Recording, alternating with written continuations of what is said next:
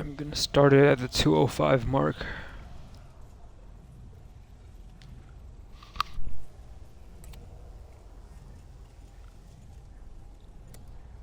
This is Heinrich Meyer, Station Chief, Berlin. Office of Requiem. Weaver, we have a developing situation over here. Reliable human places Dr. Alexandra Valentina of KGB Spetsnaz Omega Group here in West Berlin. She was observed scouting several locations in the city. Objective unknown. This is very distressing, to say the least. Dr. Valentina is directly involved with Omega's interdimensional research. If she is here expecting or intending for something to happen... Weaver, we have been very fortunate so far that most of Omega's operations have been in remote, rural areas. Berlin, on the other hand, is the focal point of the Cold War. The world is always watching us. If they were to launch an op here, I have a team trying to intercept her communications. I will alert you should they succeed.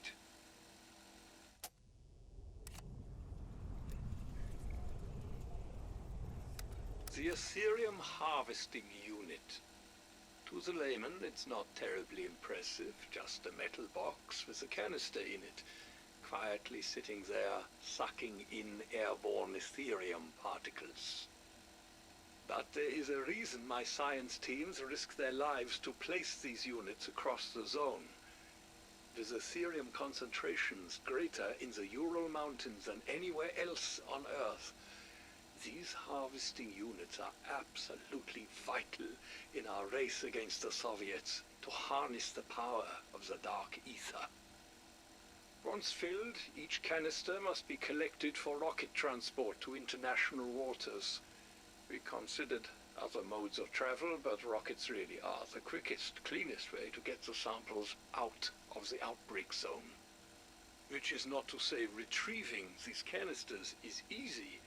They are heavy, cumbersome things, and once disengaged from the harvesting unit, there is a limited amount of time to get them to the rocket before the samples degrade. They also draw hostiles like flies to honey. I have lost more than a few people on collection duty. I have therefore requested that Field Op Strike Teams support all future canister retrieval efforts.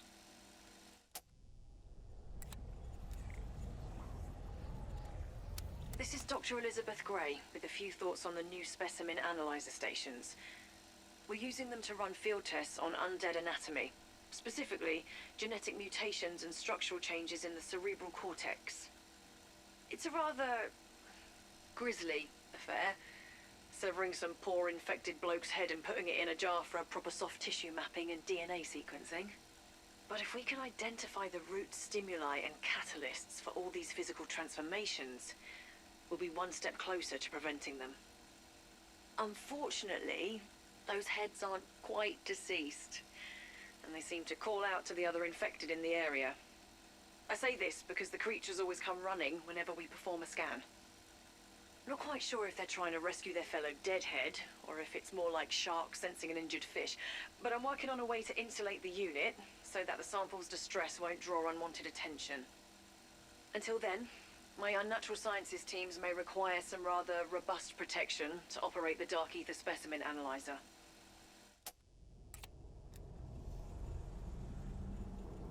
Our strike team has taken down a lot of different hostiles, some bigger and badder than others.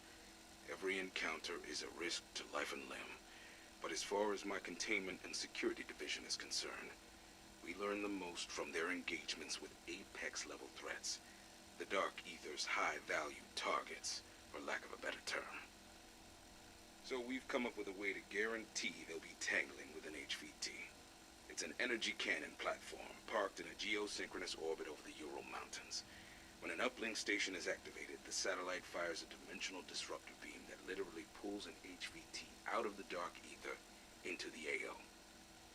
Strauss gave me a bit of grief when I suggested we call them HVTs. He still sees this enemy as a disorganized mob, but I see a hierarchy at work, and the top dogs are calling the shots. Of course, I may be reading too much into it. But even if these apex threats are as brain dead as their foot soldiers, the more of them we kill, the better.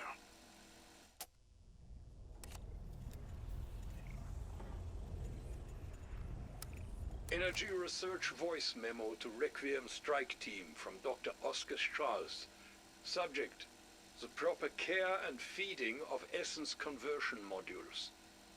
First, the modules are currently in orbit. You must call them down with the launch control station we've already placed in the outbreak zone. Trust me, it's simple enough that even someone like you can use it. Once they land, the modules will absorb the essence of any infected you kill nearby. All you have to do is, well, what you do best. When they have reached full charge, that is when things get interesting. The unit's internal lab exposes the essence to refined Aetherium crystals. This establishes a connection with the objects in the dark ether dimension through a process called quantum entanglement. In layman's terms, the essence you collect is transformed into a dark ether object.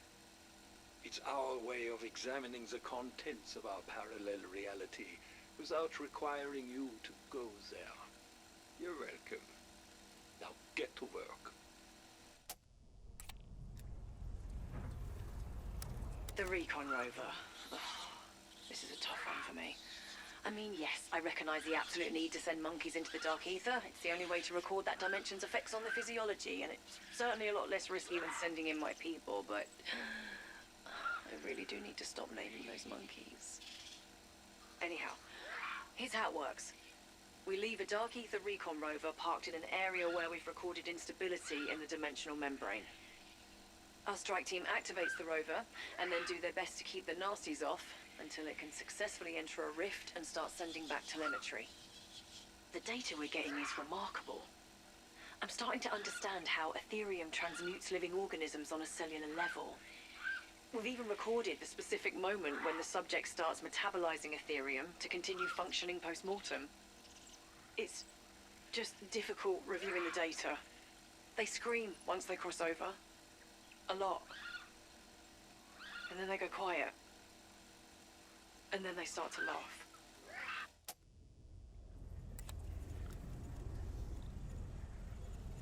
We've identified certain Aetherium crystal structures in the outbreak zone that the lab coats are calling power nodes. They're the biggest crystals out there, almost beautiful in their own way. But if what the experts are telling me is true, they are scary as hell. My people have determined these power nodes are here to fundamentally alter the environment. It's a process they call terraforming. Basically, they're slowly transforming the air and ground around them to make it more hospitable to the creatures crossing over from the dark ether. They do this by continually releasing Aetherium in its gaseous form. And we know that the only thing keeping those monsters inside the outbreak zones is their proximity to an Aetherium source. They wander too far away, and they drop dead. We've recorded all this on our instruments, but you don't need any equipment to know how powerful one of those crystals is. All you have to do is get up close to a power node, and it feels like, I don't know, like the shrooms are kicking in. Yeah, I said it. I saw some shit in Nam. But nothing that messed with your head as bad as this. So I've made it a priority for our strike teams to blow them up whenever they find one. No fucking way we're gonna just let these things turn Earth into their favorite vacation spot.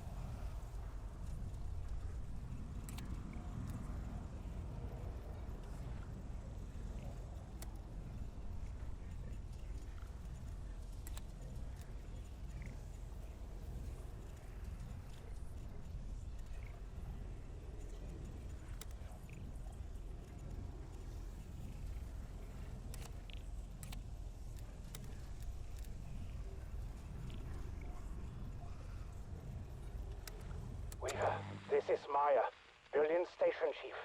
Urgent question. Did you get the memorandum I submitted on Saturday? If so, why is there still no response?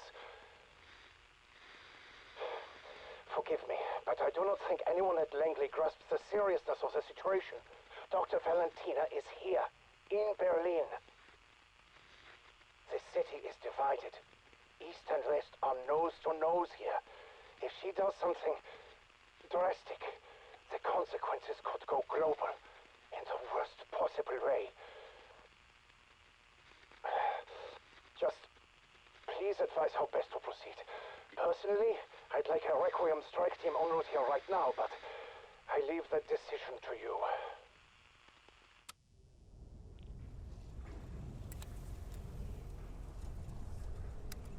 Strike team, I want to thank you on behalf of everyone here for what you accomplished in Vietnam. The intel you recovered from Omega Group is already paying off in new technology and weapons. This is especially important as we launch operations in the Ural Mountains. The AO you've entered is richer in Aetherium than anywhere else on the planet. But Omega is already hard at work there. Never forget, we are in a race against time to harness the Dark Aether before they do. The winner of this Aetherium arms race may well be decided by your actions here. So, we can't fuck this up. Weaver out. Just want to be clear on what's expected from you. Every department of Requiem has a stake in this. Energy research, unnatural sciences, security and containment. They all have special equipment in the field that we need you to test. Strauss, Gray, and Carver will give you the details at the appropriate time, and I expect you to follow their instructions to the letter. Remember, these experiments and operations aren't busy work. They're important. They're how we eventually win. Some of you have asked, repeatedly, about Agent Maxis. I get it. You risked your life to save her, then weeks went by with no word on her condition. I get it. Well, I'm finally authorized to let you know she's recovering. At least, physically. She's been under observation in an isolation ward, getting the best care the agency can provide, but she went through things in the Dark Aether that would have broken most people. It's a miracle she survived. She's not infected, she's on the mend, and everything you went through to bring her back, absolutely worth it.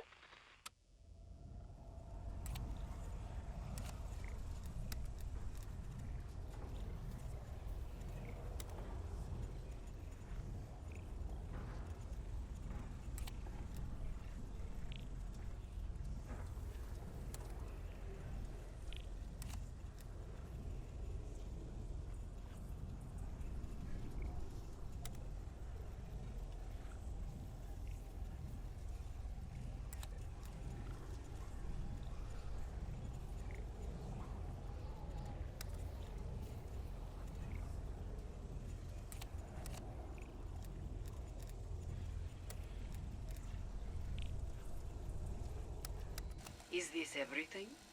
Surely there is more.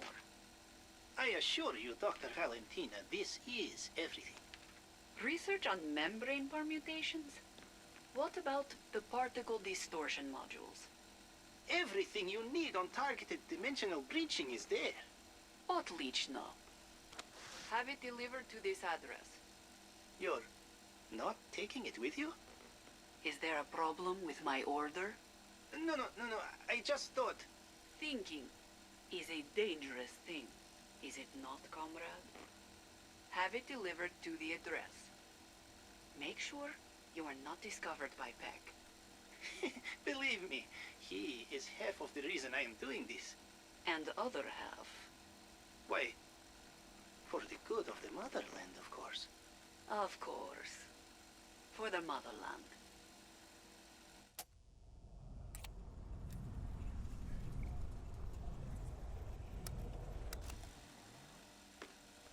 Kravchenko, 21st of April 1983.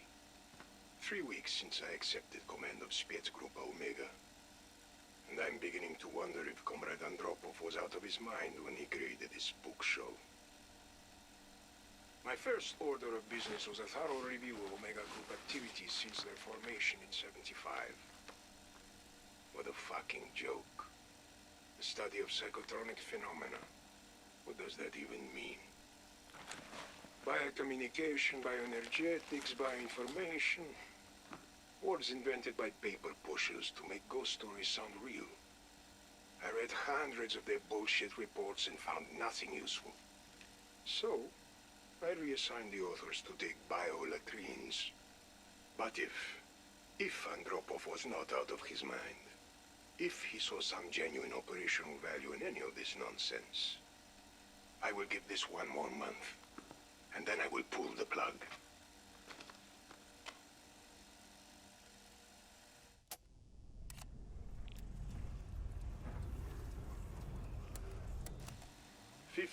July 1983. Comrade Valentina, I am recording this meeting for my records. Of course, Colonel. I take it you have viewed the Project Endstation footage. Nuta, where did you find this film? Gathering dust in a restricted portion of Lubyanka's sub-basement records storage. Someone went to great lengths to bury the incident back in '45.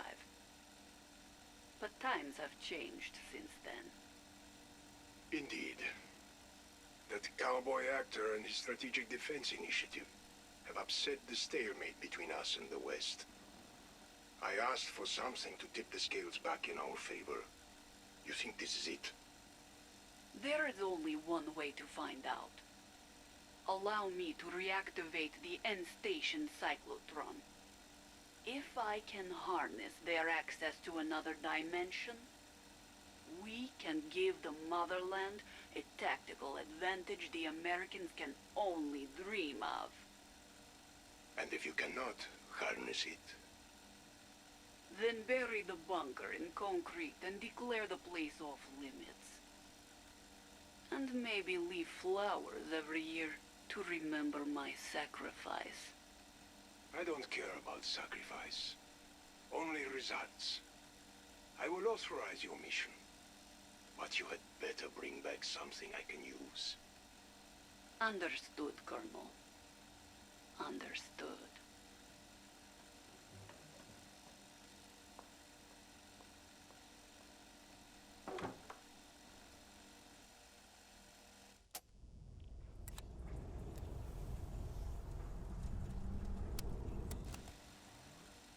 Kravchenko, 8th of July, 1984.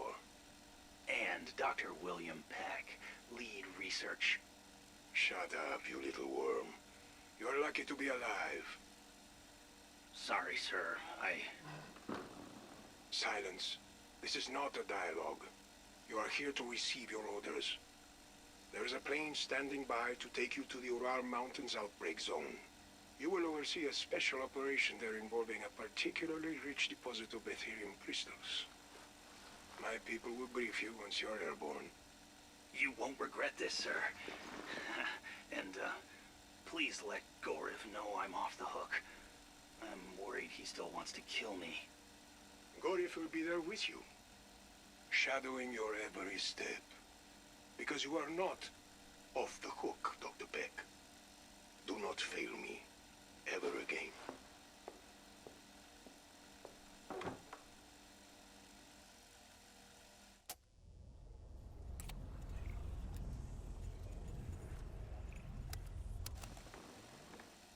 Goriv, before you depart for the Urals, I need a word with you. New instructions, Colonel? No.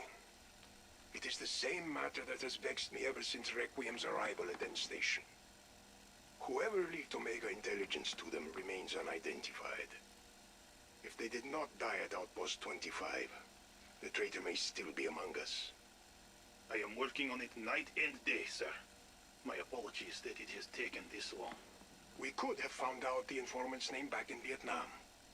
But that idiot American tossed the only person who knew into the dark ether. What kind of genius throws away his trump card? Peck may be book smart, but he has no common sense, and even less self-control. But I swear to you, Colonel, the informant will be exposed. The only question is if I will be able to bring them in alive. If I find myself left with no options. Do what you must, Gorif. They deserve to die slowly. As long as the leak is plugged, I will be satisfied.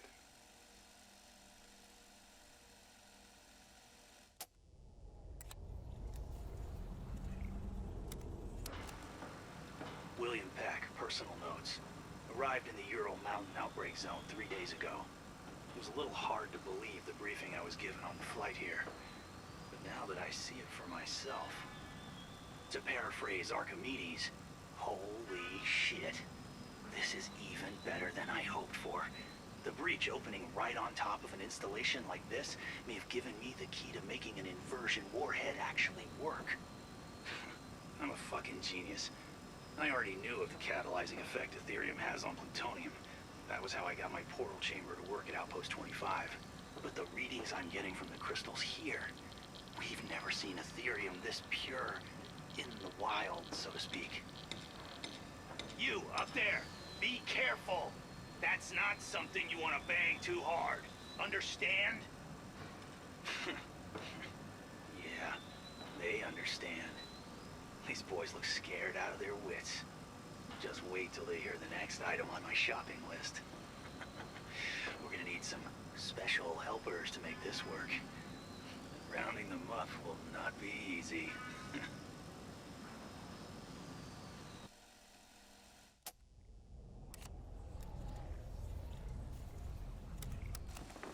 I just returned from the Kremlin, where I presented the list of proposed targets for Operatia Inversia to the General Secretary and select members of the Committee for State Security. The results were mixed. I should be pleased that the overall plan was so well received. Perhaps they realized that without bold action, the Soviet Union could collapse within a decade. And Inversia is nothing if not bold. It would be a death blow to the West, which may account for the committee's preference of two particular targets. But I pushed hard for Berlin. It would have afforded me further opportunities to complete my preparations there. The Colonel did question my fixation on Berlin, but I just told him I hate the Germans. That is always enough of an excuse for veterans of the great patriotic war like Kravchenko.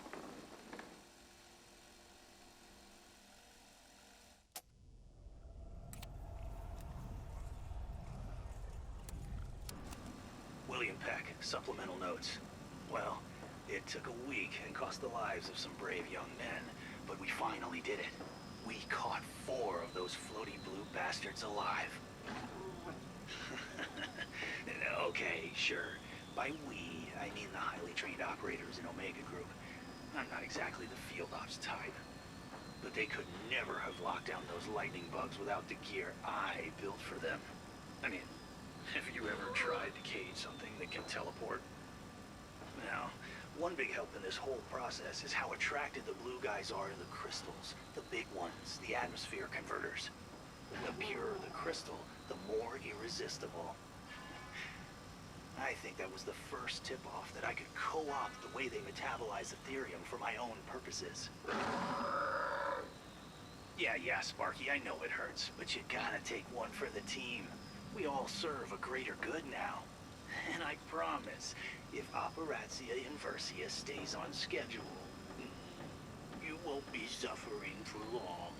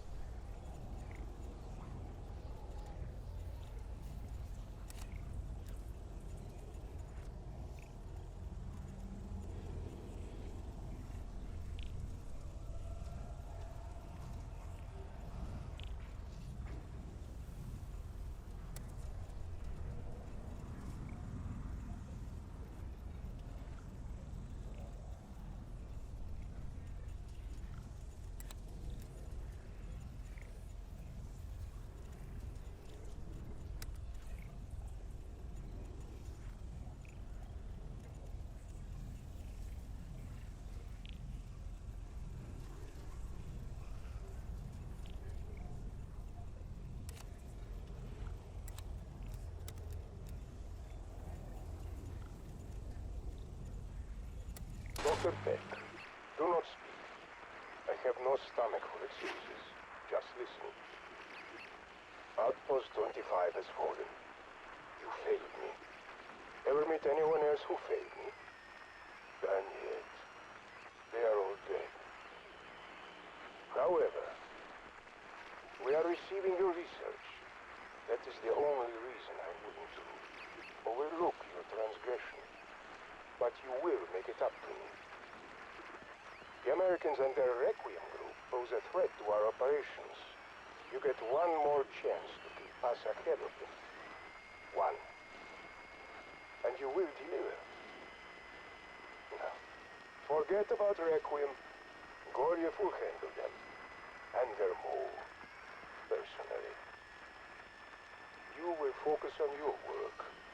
Give me something to show Moscow we are not wasting their resources. Kravchenko out.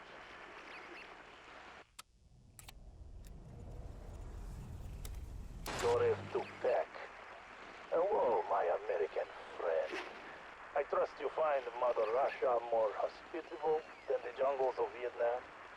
Hospitable? I've gone from sweating my ass off to freezing my nuts off, so it was a rhetorical question. I do not really care about your comfort.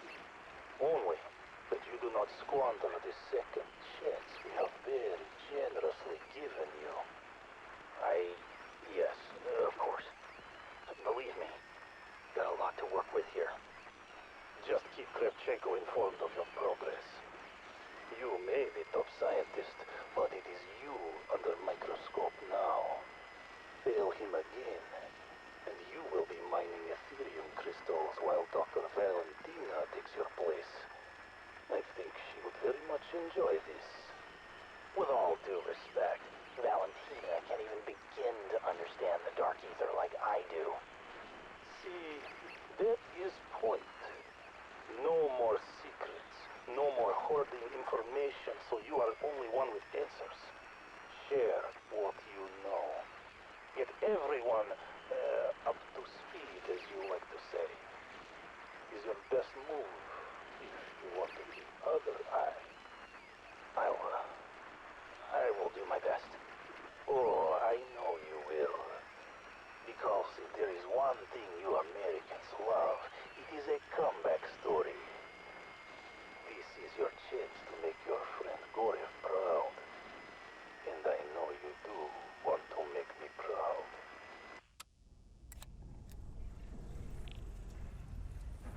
Hello, Peck. Remember how you allowed Spy to infiltrate your ranks at Outpost 25? Remember how this informant compromised our valuable research lead over Americans? Look, I know I screwed up. But the mole's dead now, right? I mean, I'm the sole survivor from that whole Vietnam fiasco. Fiasco. Such a colorful word. Almost sounds like fun. You know what is not fun? That we still have massive fucking intelligence leak thanks to your not dead mole whom Kravchenko once taken alive. Alive, huh? He must have plans for the poor schmuck. You will be schmuck if we do not figure out who it is. So, put big brain to work. And contact me immediately if you identify this son of bitch. Am I clear? Crystal.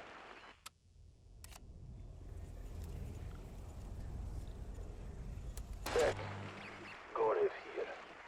Bad news, little man. My scouts confirmed that Requiem is now conducting operations in the Ural Mountains Breach Zone. How is that even possible? They are desperate, but we cannot risk them finding out about your current project. Are you saying I should lay low somewhere? So brave. No, Peck. Operatia Inversia is to remain your priority. The Colonel already mentioned it to Kremlin. Do not make him look bad. Just have your people keep their eyes open. Report any signings of Requiem, but do not engage. Leave that to Spetsnaz. We Live for this shit.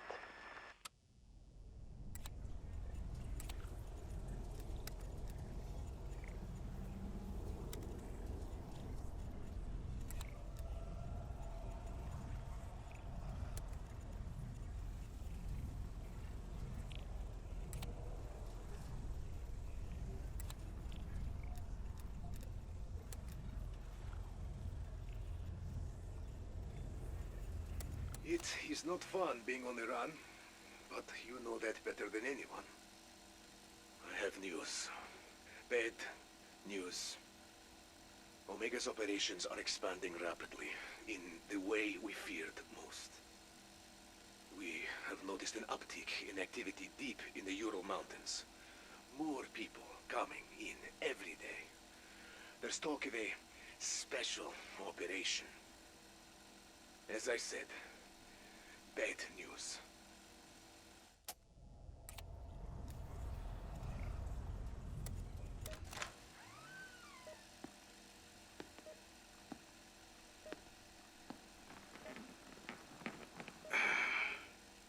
Good evening, Agent Maxis. I am Major Carver. I hope you're recovering from your ordeal. Major, would that make you Requiem's highest-ranking military representative? Please, call me Mac. My friends do. Now, I'm gonna get down to brass tacks. We are fighting a war that we both know we're losing. I was hoping your experiences could shed some light on just how far the enemy has gotten ahead of us. Which enemy? Are you talking about Omega? Or the others?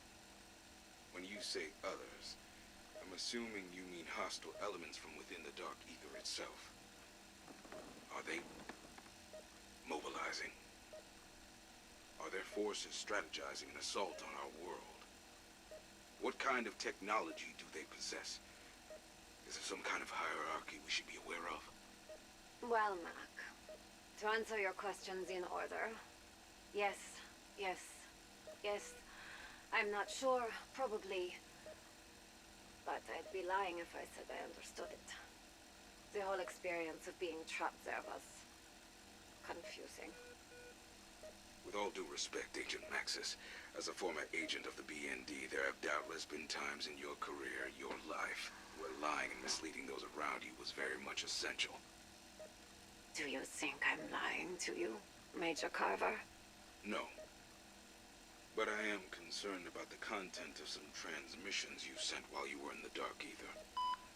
Some of them seem to imply that you yourself might have caused the outbreak at Outpost 25. I don't know how that would be possible. Do you? In recent months, we've seen a lot of things we never thought possible. So, if any details do come back to you, I trust you will let us know. Of course. Now, if you don't mind, I would like to get some sleep.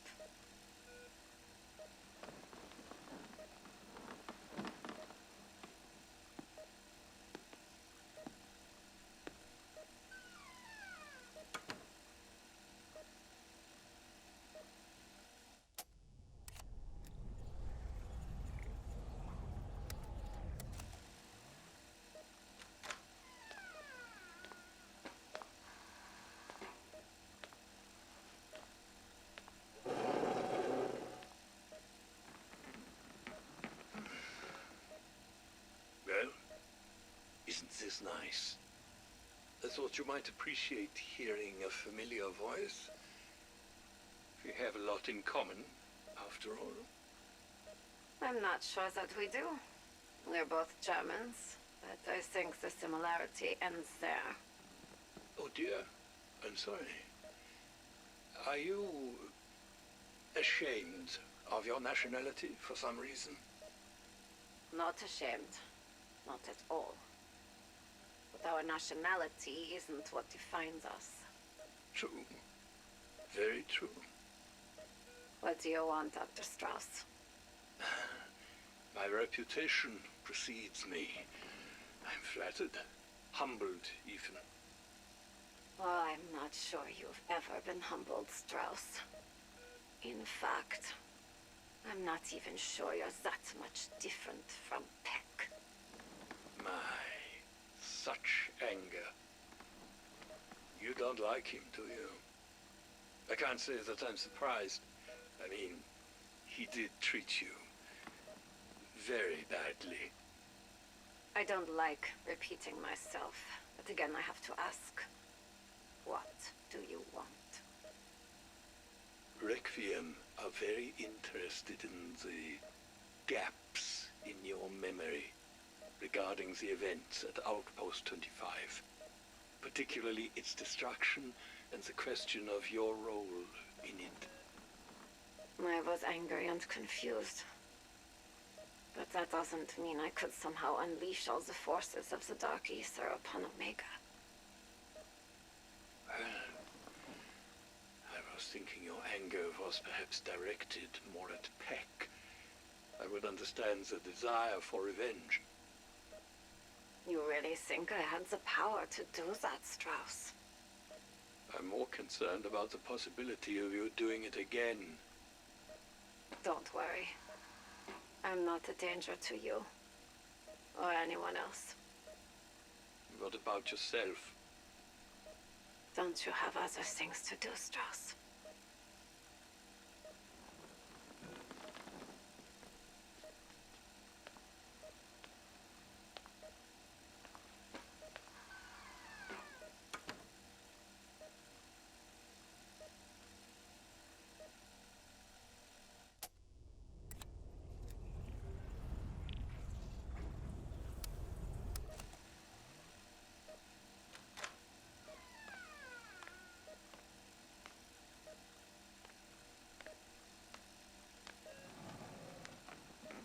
Hi, Sam. I'm Dr. Elizabeth Gray. I was wondering if you felt well enough for a bit of a chat? Sure, Liz. Why not? I don't really like being called Liz. That was my mum's name. I prefer Elizabeth, if that's okay. Oh, wait, I just realised. Do you prefer Samantha? Samantha, Sam, Maxis. Doesn't really matter to me. What do you want, Dr. Gray? I just wanted to ask you some questions. Truth is, we're all a little bit surprised how well you're doing after your time in... well, you know. You don't really know how well I'm doing, or how long I was there, do you? That was one of the things I wanted to talk about. We do know that time moves differently there. Slower or faster, not sure. Suppose it's all relative, really. I was there a long time. A very long time. So long I thought I'd never get out. I'm sorry. I really am. But that's what's so unusual. Normally when people come back, they're more damaged. Physically and emotionally. What makes you think I'm not damaged? The only thing we've actually been able to detect is the change in your eyes. I've never seen anything like it. They're almost iridescent. Do things look different to you? I see things differently, if that's what you mean. Sometimes the light hurts my eyes. Especially if I'm tired. Are you tired now? Would you mind switching the lights off on your way out?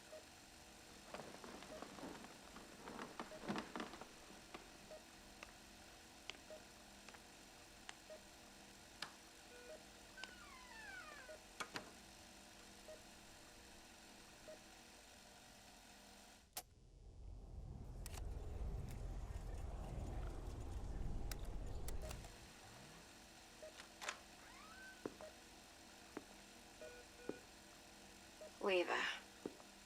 Hello, Sam. You look serious. My colleagues tell me you've not exactly been cooperative.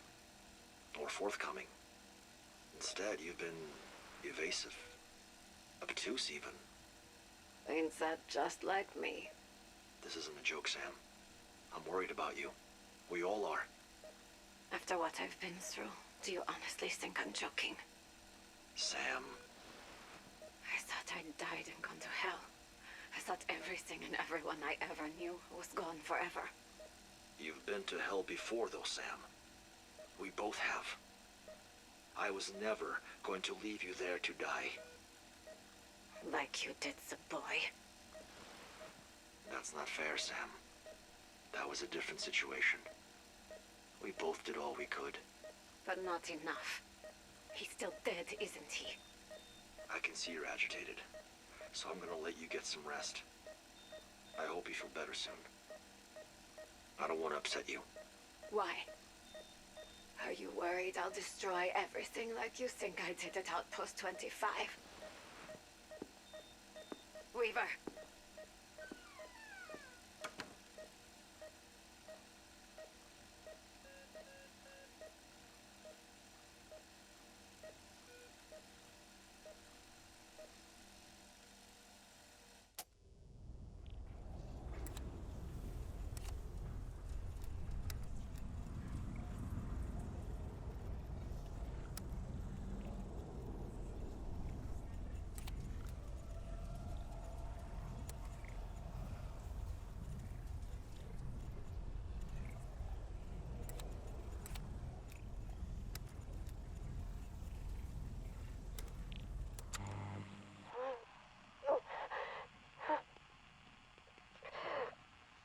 I tried to write it down, but the words still escape me.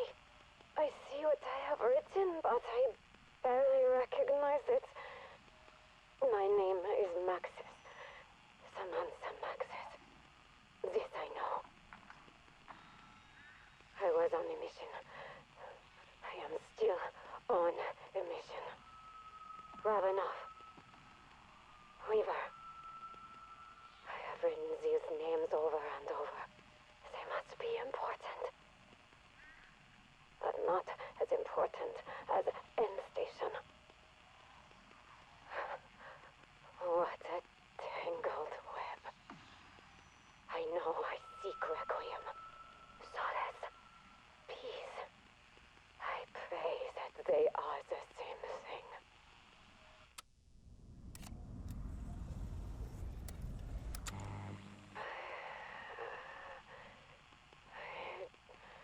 I don't know how or why, but I am remembering. I was angry before, and I am so sorry. That wasn't me. If it was, it really wasn't who I wanted to be. I made a promise. A promise I couldn't keep. I'm sorry. I'm so sorry. I wish I could have kept you safe. I didn't. Maybe that anger made me do things. Things I wish I hadn't done. I may regret some, but others I meant to do.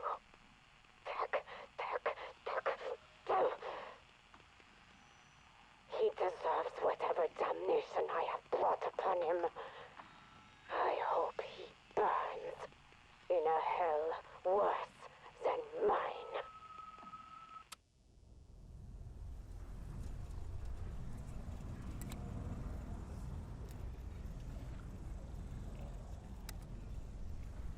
Well, it's good to be part of a team, right? If I'm honest, I felt like a bit of a lab rat lately. I've been poked, prodded, questioned even. Interrogated. It's almost like they don't trust me. I'm starting to understand how they feel. I'm not sure if I can trust them anymore. Even Weaver.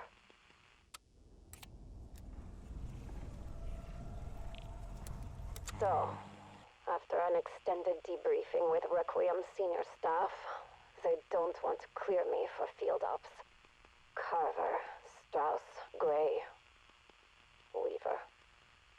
They needed a unanimous vote to authorize my return to active duty. 3 out of 4 isn't bad, but it's not enough. Anyway, Ravenov, He helped you, right? He helped me. He has conviction. And the courage to stand up for his beliefs. He's doing what's right. He's a good man. I hope you've come to trust him like I have. I think he could be key to overturning Omega. Because there has to be a key to making all this stop.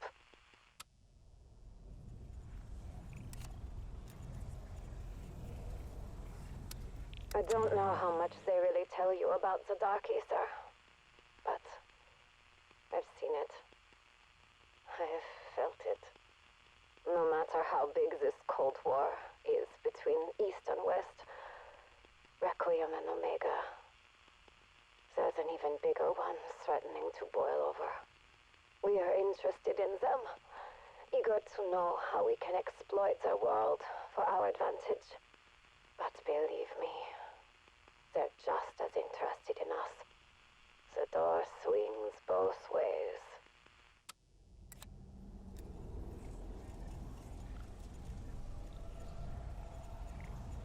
What do you think of Liz? Sorry, I mean Elizabeth Gray, doctor. I like her, even though I don't think she's actually a medical doctor. How are you feeling, by the way? Are you seeing any signs? I'm not the only one who's been exposed to the Dark Aether here. I'm the same person now as the one that you dealt with. But I think that I've changed. I try not to show it, but you can probably see it in my eyes. I can see it in yours too. I hope we're okay. Sometimes it's hard to remember how all this started. Do you feel the same? We are all soldiers. We are all fighting our wars. For our countries, for our brothers, for our sisters. When you're faced with a seemingly insurmountable threat, it's easy to forget how it all began. Or to imagine how it all ends. The Dark Aether threatens to consume us all. That much I'm sure of. And that's why I fight. It holds a power over us. And I think I'm afraid that it could one day consume me. I've seen it. I've felt it. I've questioned my role. Did Weaver tell you that I was the one who caused the outbreak at Outpost 25? Even if he didn't say it out loud, I think he may be right. No matter what happens, I hope all of you will find the strength in your hearts to do what is right. Whenever you are faced with a great darkness, you must do all you can to meet it with light. This is something Ravenov knew. He knew he could no longer stand by as Omega's evil reigned. That is true courage. I hope I can do the same.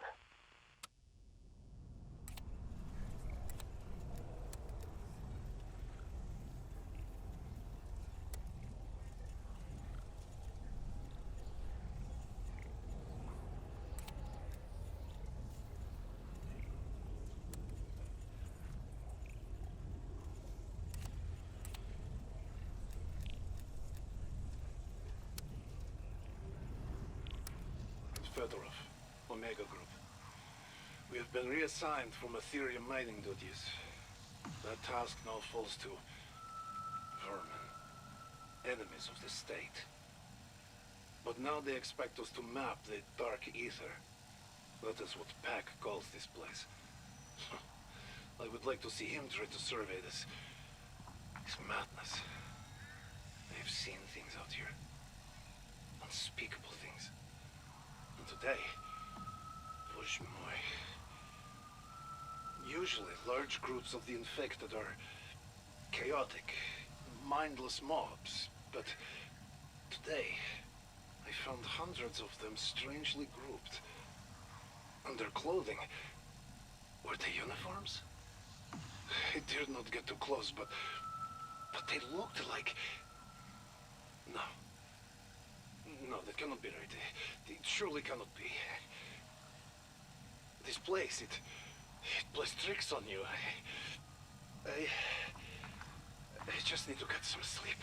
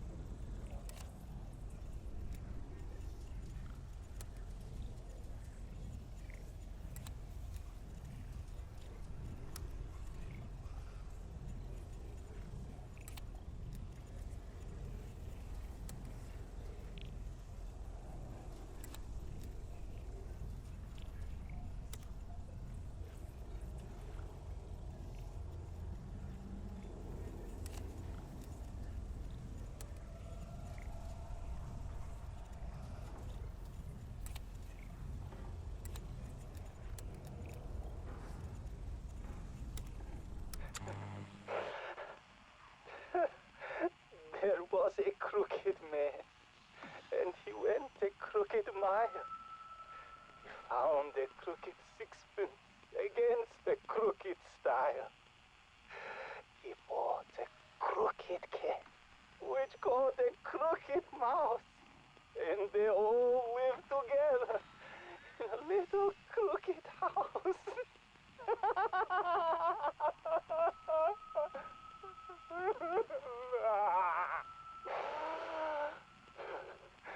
There was a woman that I met. Her gait was far from crooked. She told me never to lose faith, in spite of how I look.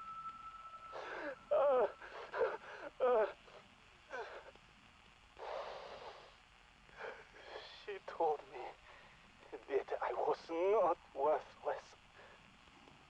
The German accent threw me off, but her words inspired me nonetheless. We will fix this crooked house.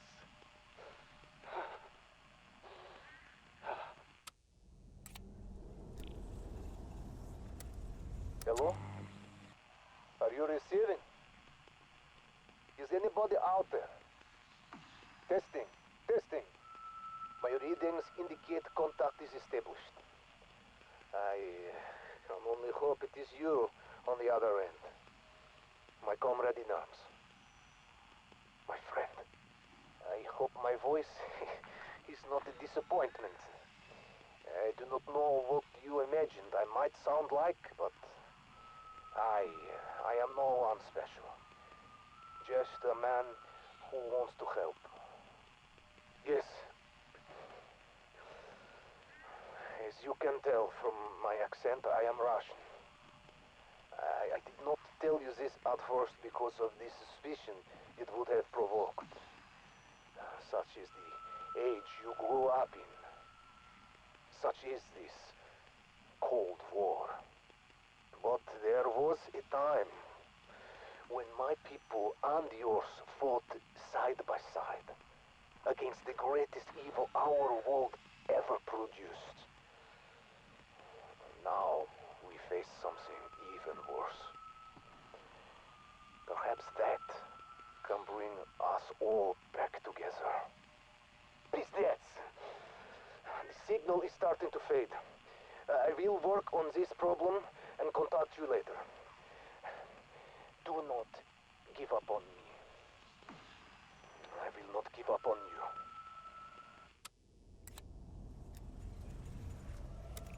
Hello, it is me again. Your friend on the other side. Are you enjoying the beautiful Ural Mountains? No? Believe me, I understand. It is hard to love a place that is always trying to kill you. By now, you have probably met some new enemies. The electric men that float in midair. The armored monsters that leap and throw fire. I do my best to steer clear of them here, but avoiding conflict is not a luxury you can afford. I have managed to kill a few of the floaters, but it is never easy. The cowards jump away when injured, and they can strike from afar. The armored ones, on the other hand, they jump at you when provoked. They were once Soviet fighters who came here looking for crystals. And they paid with their lives. They are vicious and hard to put down. Hit them with everything you have. Such beasts must not be allowed to walk the earth.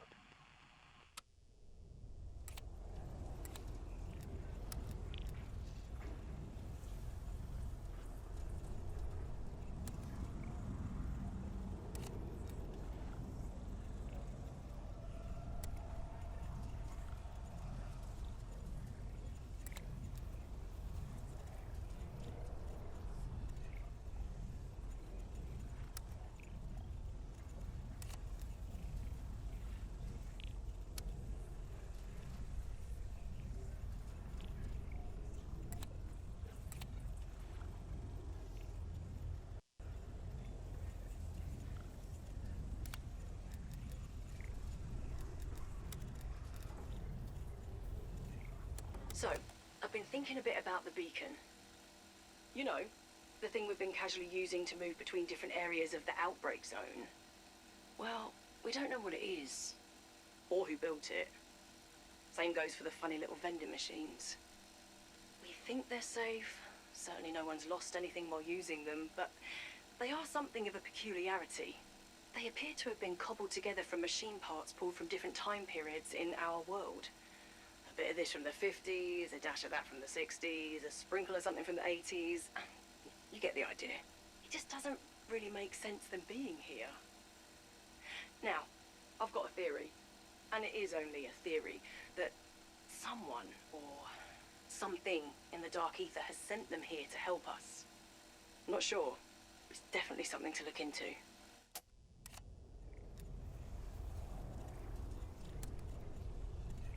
I was reviewing Aetherium production reports this morning, and it seems we are running out of storage space. My, the worm has certainly turned for energy research ever since we began operations in the Urals. I have more Aetherium now than I know what to do with, thanks mostly to my harvester units. This Embarrassment of Riches has allowed us to put several new projects into development, not least of which is Requiem's very own teleporter. Oh, it is not quite ready yet, but I would bet my slide rule that it will surpass the crude portals Dr. Peck slapped together in Vietnam. Then there is the new prototype from the weapons lab. Carver asks about it every day, like a child impatient for Christmas. Patience, Major. You shall have your new wonder weapon soon enough.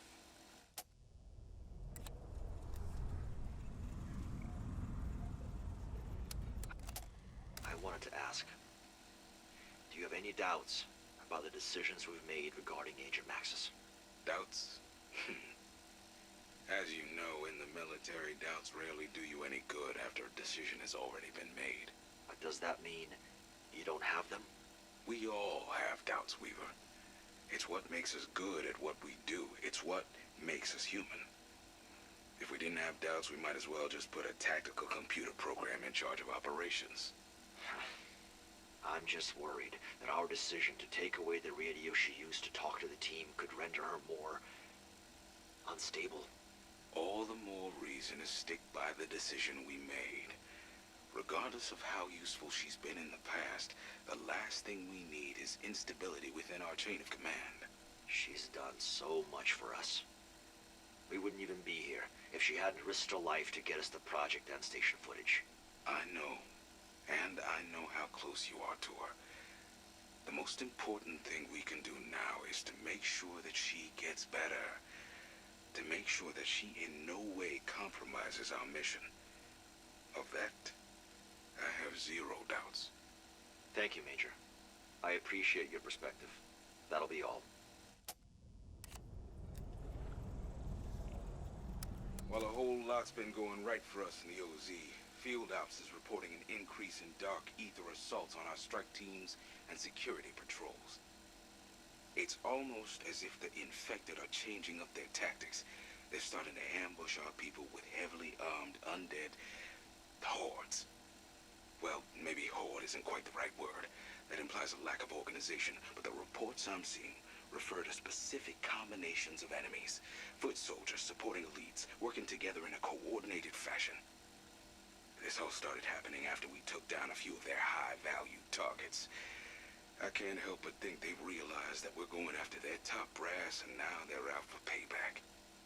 I don't know. Maybe I'm just overestimating their brain power.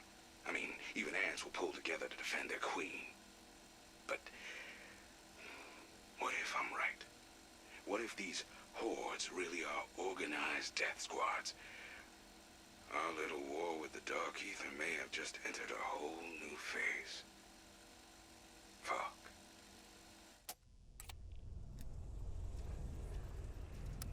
Okay, Mac, okay. Just gotta take a breath now and shake off these jitters. Think it through. Fact. Dark Ether hostiles come in different classes, different threat levels. It's why we're calling some specials, some elites, and some apex level. Fact. We've seen them work together, attacking us with a mix of offensive capabilities. Reminds me of how we outfit platoons with a range of weapons. Riflemen, snipers, heavy gunners. The others roll their eyes when I point this out, but I know a tactical unit when I see one. And then there's what I saw today while I was waiting in the director's office. It was right there on his desk, face up in his inbox, straight from the DNI. Eyes only. You don't just leave that kind of document lying around. Was he testing me? Anyhow, the memo confirms what I've been trying to warn them about. They know there's a top dog on the other side. Some kind of entity in charge of the rest. So why aren't we talking about that? Why aren't we making plans to take that damn thing out? Gonna have to play this cool. Act like I didn't see nothing. But I sure as hell did.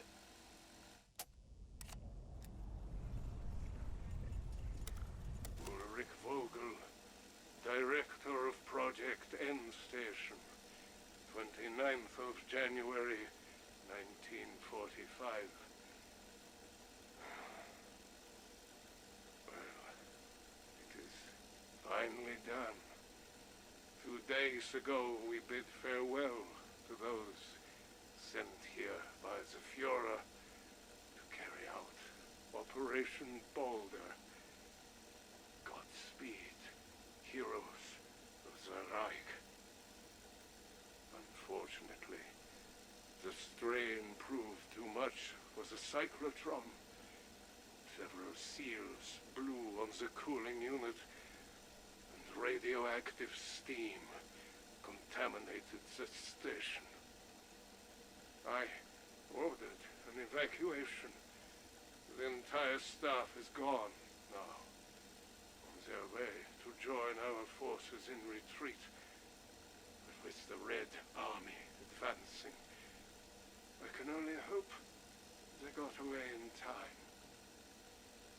As for me, I have chosen to remain and monitor the equipment. I must confirm Task Force Baldr is in position. Everything now rides on their success. I have no illusions about my chances here. The This is Soviet territory now. And when they find me, they will surely kill me. But, in a sense, they are already too late. I, alone, have secured the future of our nation.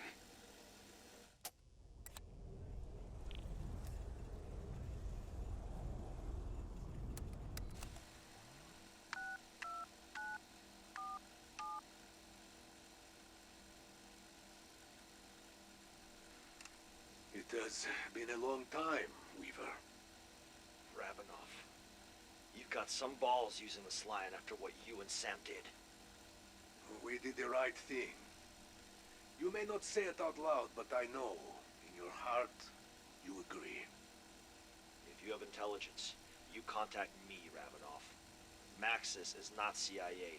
She can't help you. And yet, we achieved what you could not. Dissent and Division within Omega itself. What are you talking about? The fallout from Operatia Inversia in Omega. People are talking. Staff are scared. Concerned about the KGB's direction. Some believe they have gone too far. I have been contacted by a group of Omega scientists. They wish to defect. Great. They know where the embassy is in Moscow. Don't be a mudak, Weaver. These are good people. They defect not out of hatred, but out of passion. They seek to right Omega's wrongs. These scientists report directly to Valentina and Peck. We both know what that would mean for Requiem. The embassy is a death sentence. You know this. We may as well deliver them straight to Gulag. Okay. Okay. Let me run it upstairs. I'll be in touch. Oh, and Ravenov, don't ever call me on Sam's line again.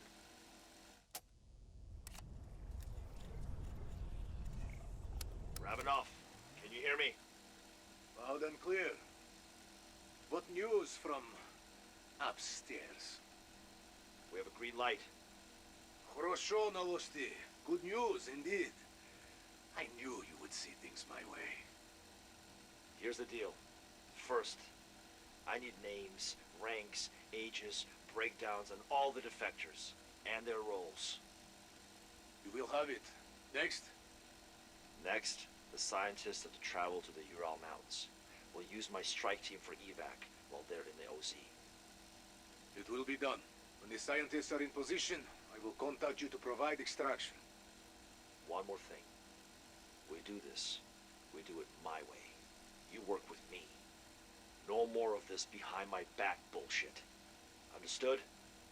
Da, Weaver. You are the boss. Damn straight. Хорошо, comrade. That is the spirit. I will be in touch when the time is right.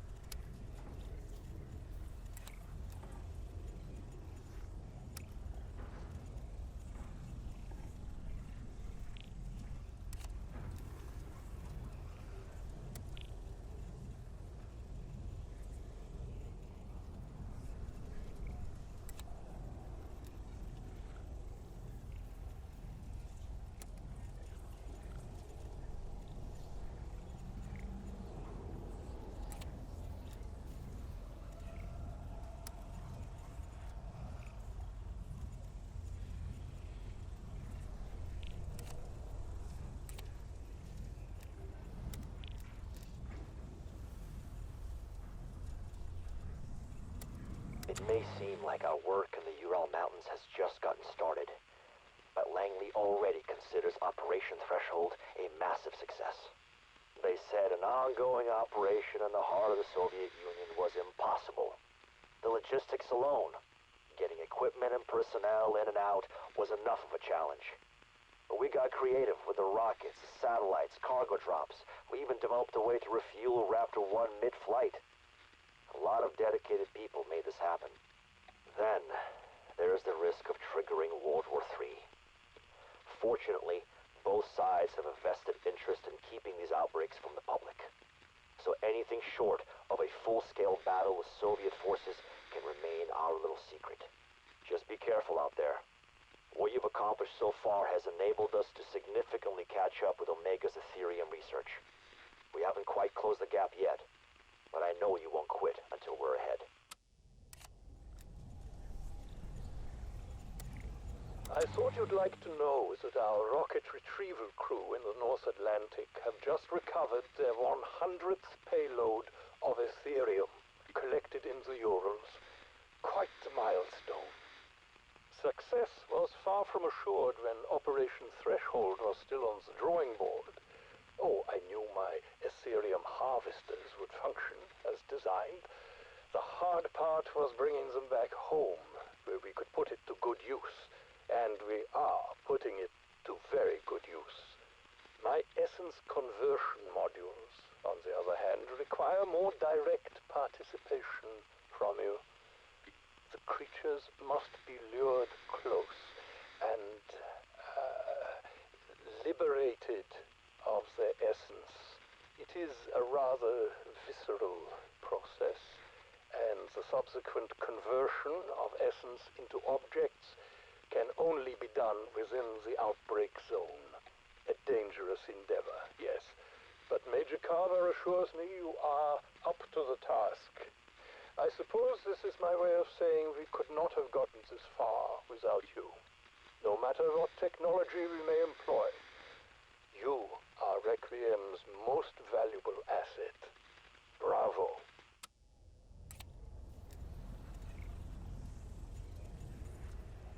Well, we certainly do live in strange times, don't we? First off, I wanted to thank you personally for your work on the Recon Rover missions. The lessons we're learning are going to prove invaluable as we move forward. As you no doubt witnessed firsthand, the specimens on board the rover were physically transformed after they passed into the Dark Aether. We're trying to ascertain if this process is similar to what we saw with the creature we dubbed the Mimic, but we're just not sure. Or were the specimens actually replaced by other objects from the Dark Aether? If so, does that mean there are now little monkeys lost in there? Either way, it's a horrible thought. The rover did manage to transmit some audio and video recordings during its mission, but I really don't even want to get into that right now. Our working theory is that Aetherium functions in the other dimension like oxygen does in our own. That would explain why the infected can't move beyond the outbreak zone. If they did, they just wouldn't be able to survive, like a fish out of water. Last thing, do let us know if you start to experience any strange symptoms or feel that you yourselves are, changing in any way. I honestly wouldn't want you to go through anything like whatever the poor monkeys did. Bless their little furry socks. Carver here. If there's one thing I've learned from Operation Threshold, is that you know how to take down the biggest and baddest the Dark Aether has to offer. And hunting those HVTs has yielded good information for the lab coats and number crunchers. But my mind's been on the big open question hanging over it all. If these SOBs do have a pecking order, and there's any rhyme or reason to their attacks, then that suggests some sort of command structure. I mean, we see the HVTs call in reinforcements. We see them work together like undead platoons. So who's calling the shots over there? Who or what is their commander-in-chief? I want you to help me find out, Strike Team. My fellow experts over here don't want to hear it when I tell them these things operate like an army. What I haven't told them about yet is the document I saw on the director's desk. The folks above my pay grade know there's gotta be a hierarchy. They're just not ready to call it out yet. So find me something they can't ignore. Some intel, some evidence. Help me figure out who's in charge on the other side.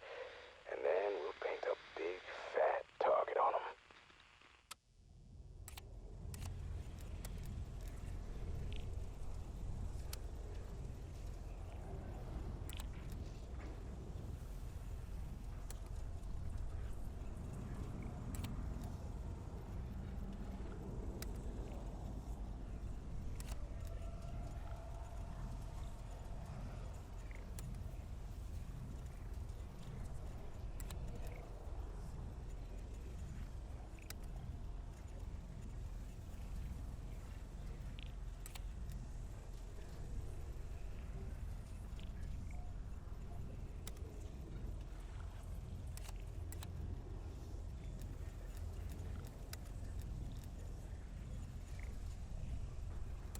Just a moment. 22nd of July, 1984. Commencing a meeting. Valentina, sit, please. You said you wanted to see me. Doctor, how do you find my leadership techniques? Efficient. Effective. You produce results. And you would agree that should be our goal, huh? To produce results. Above all else. Of course, Colonel. What is this about? It occurred to me, you have said very little about my commandeering of Operatia Inversia. Sir? Come now. It was your project. Until I swooped in and snatched it from you. You must be upset. Angry. I am, above all else, loyal to Omega. While it is true you have adjusted its parameters, if you believe it is the correct course of action, you have my full support. I already had that. Give me your honesty. You must have questions. Speak freely. Where did I fail? When I brought it to the committee, they seemed impressed. Did my targets present too great a risk? Was my plan too ambitious? Too ambitious. You were not ambitious enough. But that is not a failing of yours. There is much you do not know. My intelligence tells me there is something out there. It is watching our world, looking for a way in. If it finds one, we must be ready. Rest assured, the West will be ours. But first, we must face the wolf at the door. As always, I follow your orders. I am committed to our cause. We were the first. And we are the last. Very good. Without you, my Operatia Inversia would not exist. Always happy to build a solid foundation, Colonel.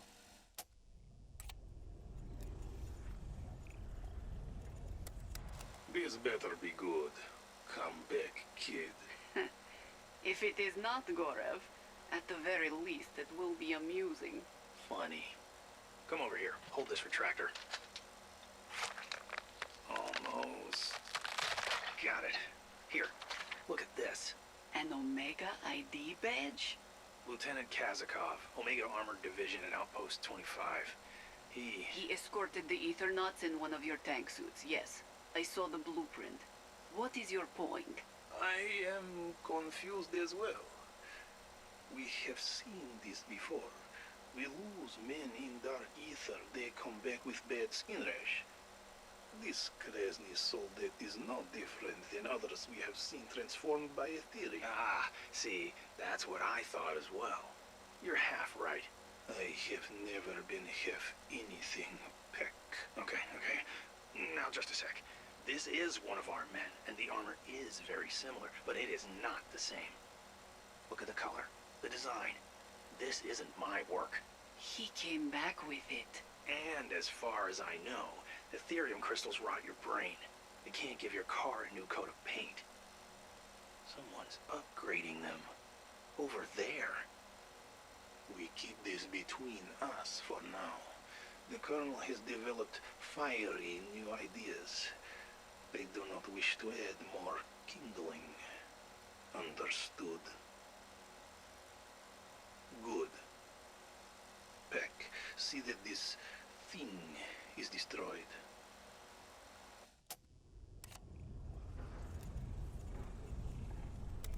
Peck, personal log, September 3rd, 1984, 2:35 a.m.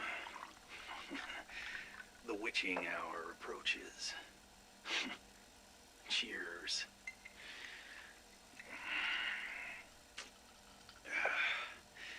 It's been nearly 2 months since my arrival. Work on the inversion warheads proceeds as planned. Operations continue to run smoothly, but... oh, damn it all. You're right, Peck. I mean, you're always right. Wait, that's not what this is about. Look, too many sleepless nights. Maybe it's too much time down here in the deep, in the darkness. I could go to the surface, but there are things up there science just can't explain. The demonic echoes that keep tormenting my staff. An ethereal orb that, I don't know, it cries out with the laughter of children. It's enough to drive a man insane. Not that I'm insane. No, I'm holding it together. Nothing to worry about here. Old noggin's good.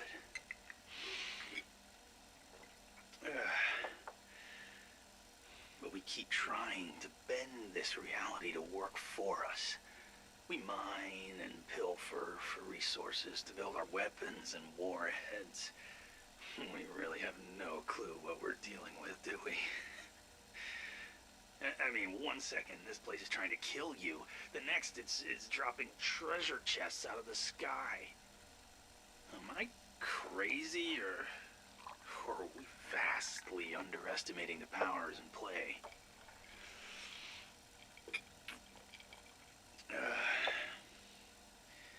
I found one of those computers from the Dark Aether. Omega studied them, but they don't have much to show for it. But I've spoken to someone on the other side. I haven't told the others. Need to be careful. Keep my cards close to my chest. After all, knowledge is power.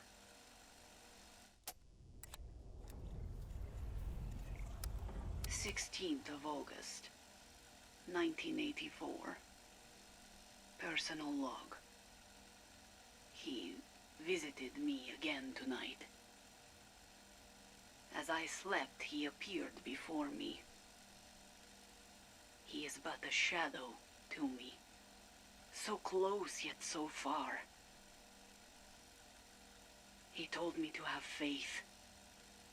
I must stay the course. There were recent developments last month that were unanticipated. He assured me that all was not lost. His plan, our plan, is still on schedule. He had new instructions for me. I will see that they are completed. We will be reunited. We will rise again. Our destiny is all but assured.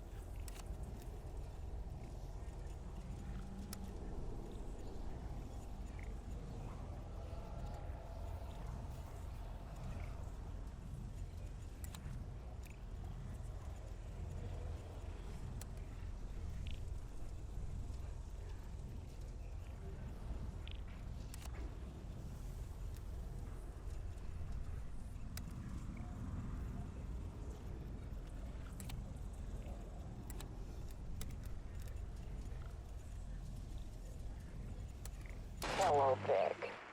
It seems like you're finally settling in. Back in groove, as it were. Yeah. Well, the groove used to have 20/20 vision. You Americans are so soft and spoiled. Life is full of pain, Beck. After my father died, my uncle took me in. He was cruel, did not believe women should have education, made me work in his factory. So what did I do? Every night I snuck into the library and I read biochemistry, microbiology, physics. At 16, I was accepted at university. If I can survive childhood, you can survive little eye problem. Valentina, I had no idea. How did you convince your uncle to let you go to school? Convince him? When he found out, he tried to imprison me in the basement, so I slit his throat. Of course. Let me assure you, we're making excellent progress. Harnessing those crystalline creatures has certainly sped up development. Is that so? I trust you are taking appropriate security measures. Hey now, I only lost my eye, not my attention to detail. Is that supposed to be a joke? I thought so. Just send me a report on your latest security protocols. And that facility blueprint I asked for. Yeah, sure.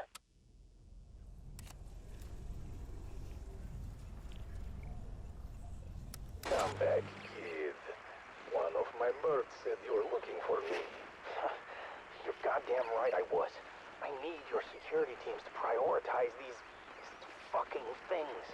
I lost 3 scientists this week. Oh, slow down, William. Take breath. You'll sound like my son when he breaks toy. Now, tell me what has happened, but in calm, rational voice, like adult man. Look, infected I can handle. Undead dogs, sure. Crystalline men, no problem. But these damn demon echoes? I have heard of this creature. It can summon friends to its position, loud scream made of fire. Yeah. Well, one got the jump on Dr. Leonov while he was taking a leak. You ever see that? It summoned a dozen friends while you're in the John. Custodial spent 2 days cleaning up what was left of him. What are you asking for, Doctor? What can I do to make you happy, man? Just have your men do sweeps for these echoes. The Colonel has accelerated our delivery schedule for the warheads. We cannot afford any more delays. I am growing concerned, Zol. His behavior since coming here has been erratic. Peck has always had his quirks, you know this. Yes, but he is more skittish than usual. He is talking to himself. He spends all day and night in that silo. Do you suspect Aetherium exposure? It is hard to say. He has developed new obsession. You have seen strange computer, yes? Exoscience disassembled one. We are struggling to make sense of it. Its mechanisms are complex. Our American friend talks to it. I have heard of others who do this.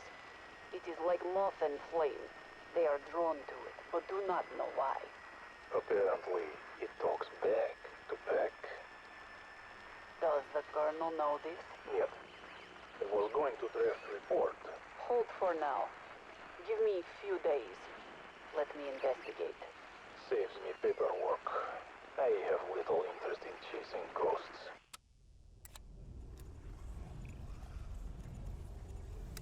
Honestly, I am surprised you thought this could be kept secret. You act like I've done something wrong. All I did was talk to it. And what is it? Who is it? This person on the computer. Speak up, Doctor. Are you loyal to Omega's calls or to yourself? Who are you speaking to? He won't tell me his name. He just told me I need to prepare. He says something is coming. An army of some sort. This army, what did he tell you of it? He called it the greatest evil the world has ever known. He said he would help me if I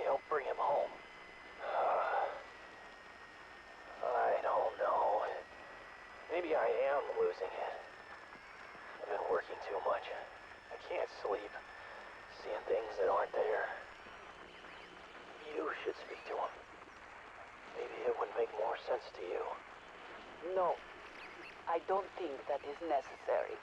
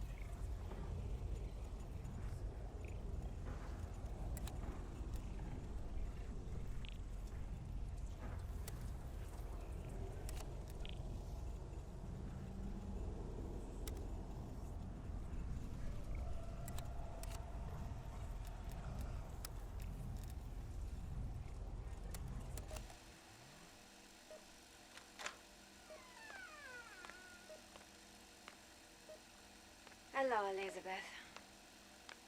How did you know it was me? I don't know what Strauss and Carver get up to in their personal lives, but as far as I know, you're the only one who wears heels. How you doing, Sam? Have any more memories come back? About my time in the dark, Aether. Only what you already know. It's mostly a blur. Scavenging supplies by day, fighting for my life by night. Not that it matters. It's always dark over there. I am sorry, I really, really am. Have I said that before? If I didn't, I really meant to. If you're here to ask me if I was the one who made all this happen, the answer is no. I didn't make the outbreak zones. But it almost sounded like you had some control over the creatures at Outpost 25. I may have helped open the door, but that doesn't mean I was in control. How can you be sure if you don't really remember? I'm no stranger to memory loss. My childhood is almost a complete blank. But that doesn't mean I don't know who I am and what I've done. You really don't remember anything prior to the orphanage? Who looked after you? Before? After? Be careful, Lizzie. You shouldn't expect anyone to look after you. Only you can do that. I'm gonna go now, if that's okay. Of course.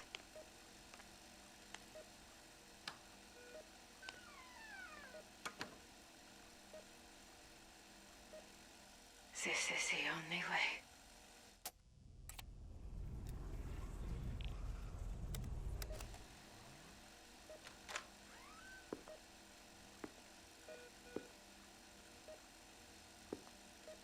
Hello, Sam. Hello, Weaver. I was hoping we could talk about yesterday. What happened yesterday? You don't remember? It's hard to keep things straight in my mind.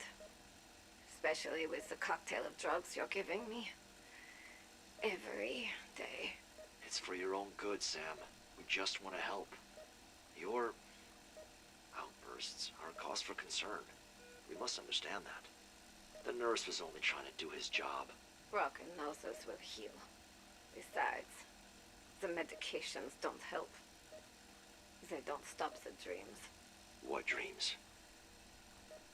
What do I dream of? I keep dreaming that I'm in the field. Fighting for something. Over and over again. Sam, you understand that I can't let that happen. Not yet. Do you think there's something wrong with me? Is there something wrong with me? Get some rest, Sam. It's important that you feel better.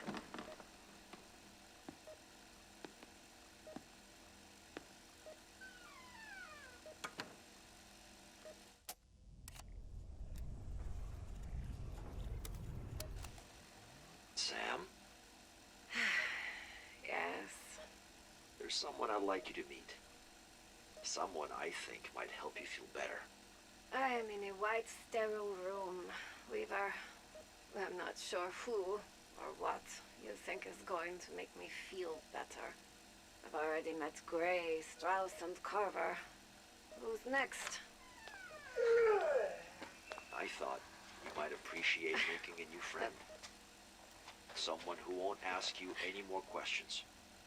Someone who doesn't want anything other than to make you happy.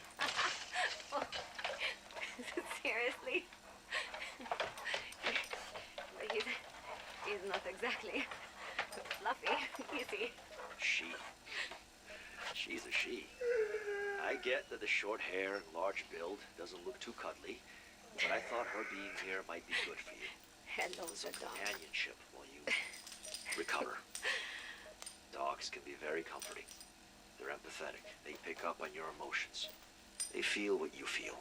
So you brought me a Rottweiler. Yes, I brought you a Rottweiler. She's not dangerous. Good girl. She will never hurt anyone. Why are you saying this? Because I trust you, Sam. And I need you to know that. You don't think I'm dangerous?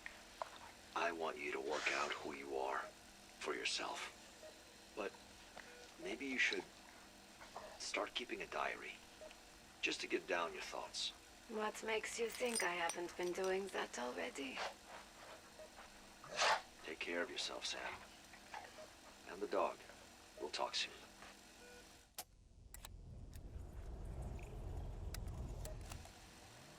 I wish I was there with you. In the Ural Mountains. Fighting back. Trying to make sure we don't lose ourselves completely. But no. I am here. Not where I should be. Not where I want to be. You won't even hear me. They took my radio. I am isolated. Alone. No. Not alone. I do have a friend. Someone who cares about me. But I don't even know her name. You are doing the right thing. That's what matters. What you do matters. We will catch up. We have to believe that.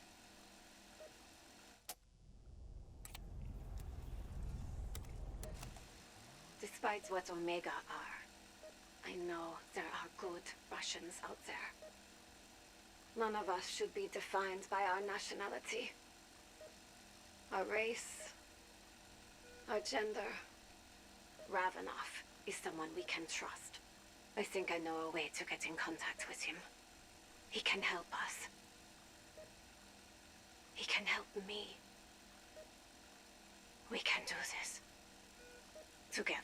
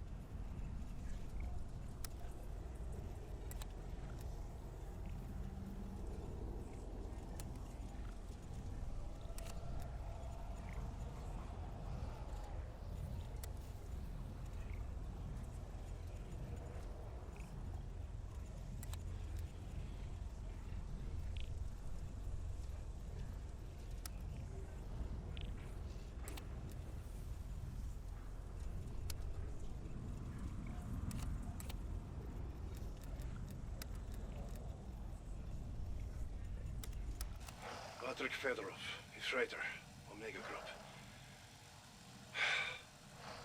Why do I still call myself that? Why do I even keep making these reports?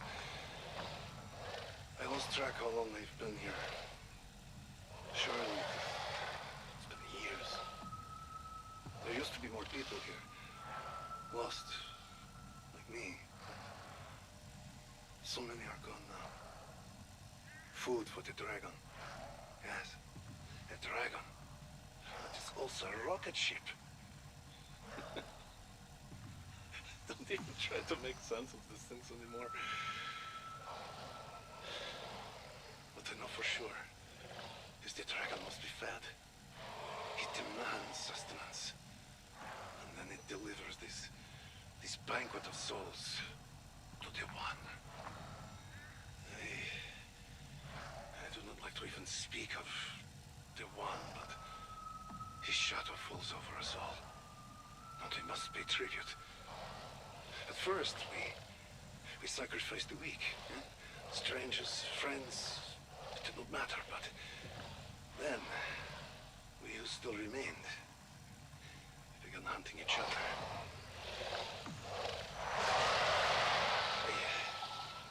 I have to go. It is hungry again. I have to go.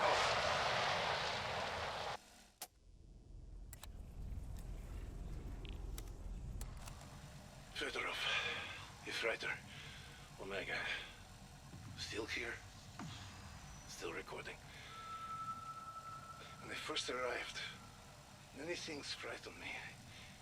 I would not admit this, of course. I was Spetsnaz. I feared nothing.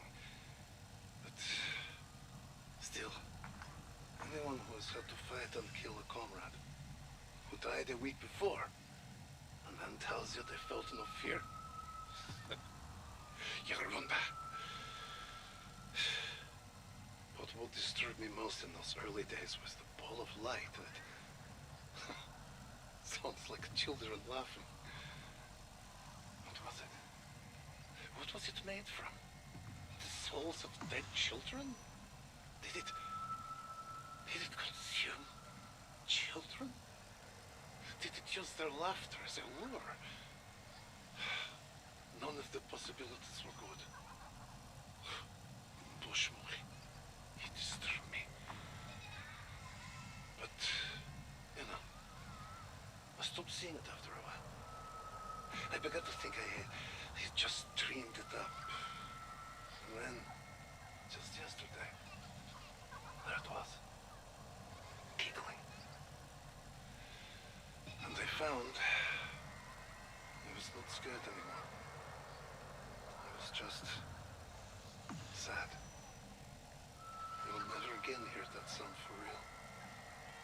I will never have children of my own. I will never, ever know such innocence again. And now I have my answer. I know what the orb is made of. It's made of heartbreak. It is made of loss.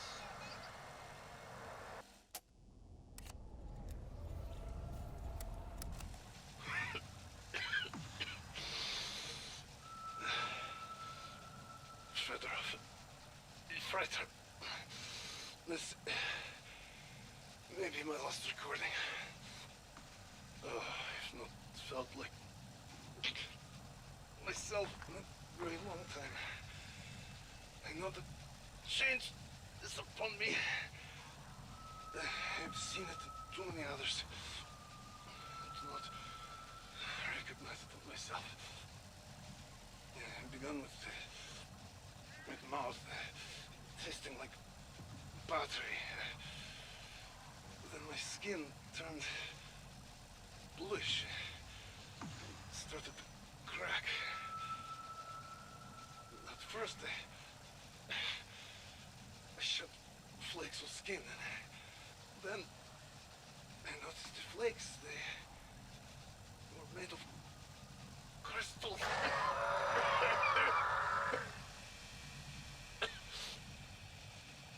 I know what I am becoming.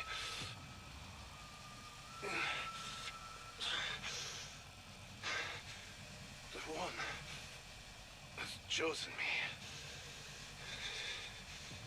He's making me into one of his soldiers.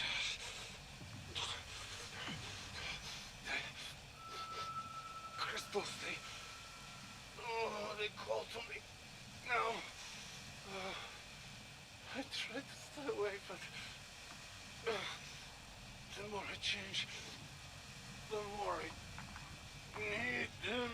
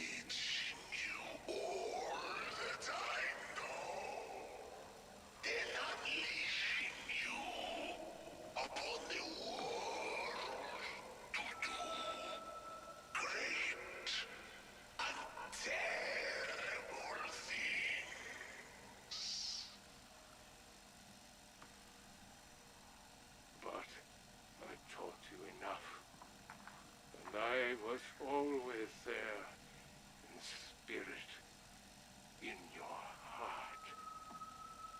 I must be content with that, for you are no longer my child.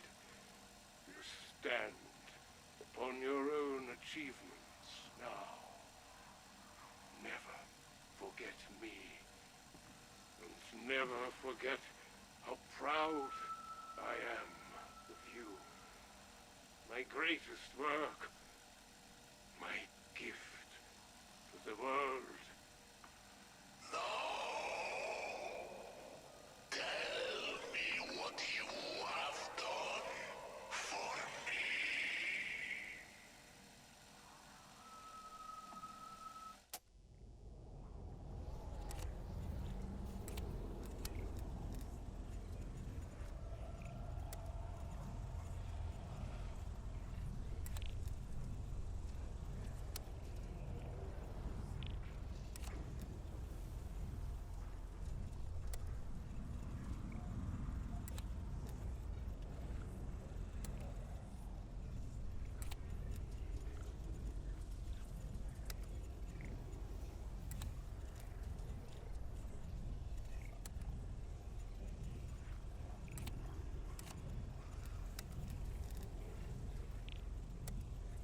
My friend, though we have never met, you and I, we have been through the fire together. You won my respect and my trust. So it is only right I tell you who I am. My name is Kazimir Zykov. I was a sergeant in the Soviet First Guards Tank Army. Long, long ago. We were in Poland, driving the Nazi scum back to Berlin. That is how I ended up where this all began. We found Project Endstation almost by accident. And you know what waited in that place. When Moscow sent a Czechist to bury the problem, it fell to me to do the digging. I will tell you the whole story one day. But what matters now is that, just like you, I accepted a mission no one must ever learn of, knowing it would probably get me killed. And, like me, you shoulder your duty without complaining. So let us help each other complete this mission. We can survive this. Together.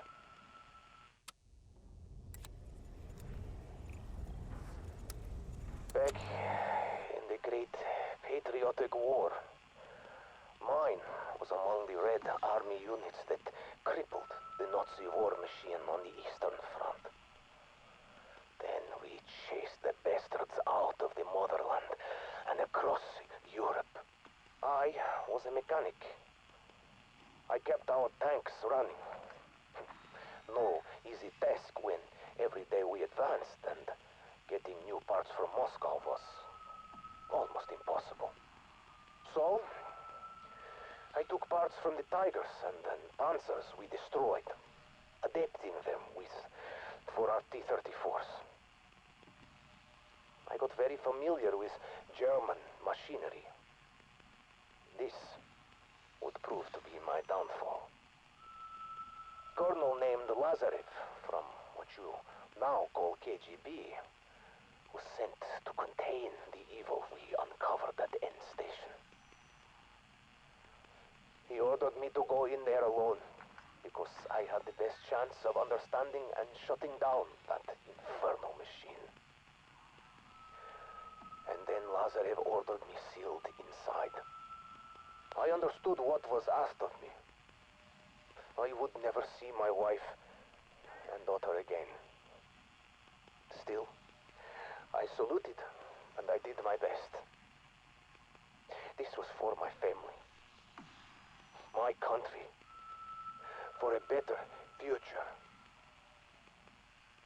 Even now, if asked again, I would still say yes.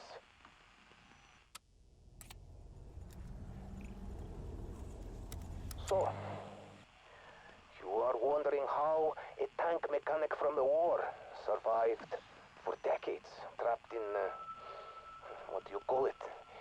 The dark ether. I often ask myself the same thing. The answers are many. Some I have already given you in my journal. The fort I built, the weapons I found, the machines I restored, and of course, my dog, Cinder. But mostly, I was lucky. The rest is because I am Russian. It is in our nature to endure.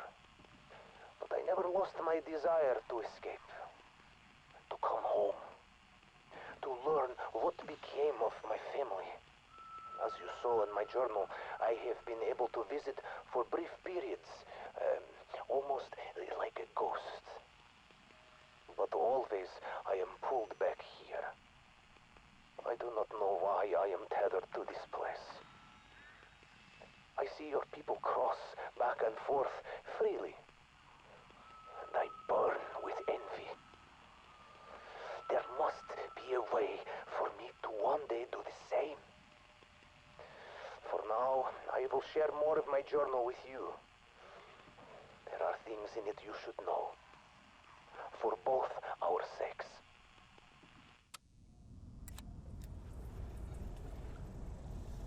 Oh, my friend, I am so happy to speak to you like this.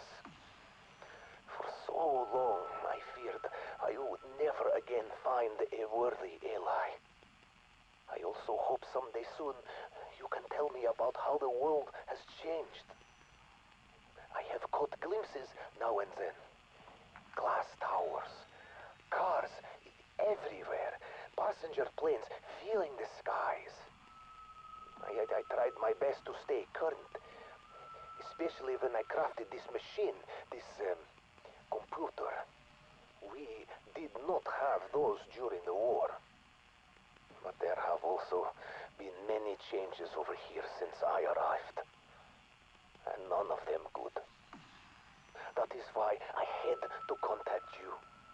To warn you. The threat at your doorstep is even greater than you know.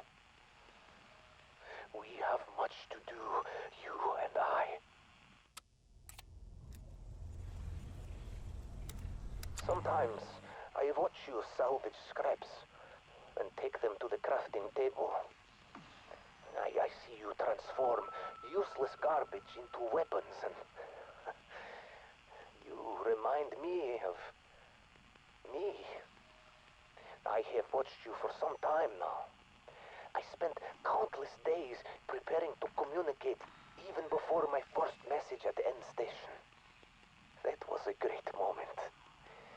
The culmination of years of work. Gathering parts, cobbling together the machines I sent to help inform you. To give you what you needed to survive. I suppose I should be thankful this place is filled with so many items from our world. It is a junkyard of the ages. Scraps from different places and eras litter this landscape. But even after all this time, I do not know how or why they got here. I only know they provided this old mechanic with just enough tools and materials to save my life. And possibly yours. But as you know by now, I was not the only one watching you. I was not the only one making plans. The people you answer to. The ones giving you orders. Surely they are beginning to realize what you are up against.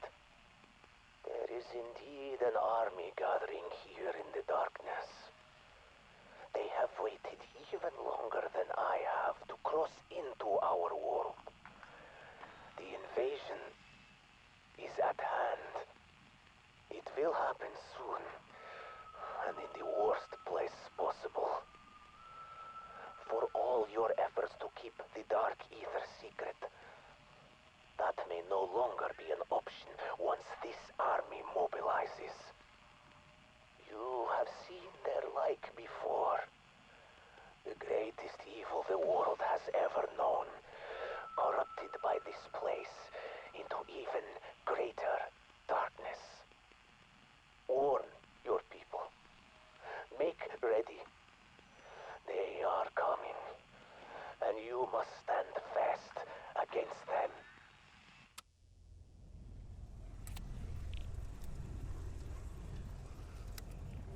By now, your commanding officers are aware of me, yes? They must also be asking why I am helping you. What is Zykov, the survivor, hoping to gain from this? Americans. For them, everything is about gain. That much I know. I do not say this to be unkind. America was built on self-interest. It is the bedrock of human nature. My friend, what I hope for, first and foremost, is to save our world from the Dark Aether. If nothing else comes of this, my sacrifice will have been worth it. But I am not without self-interest. I am human, after all. And so I very much hope you will find a way to release me from this dismal prison. Help me escape. Bring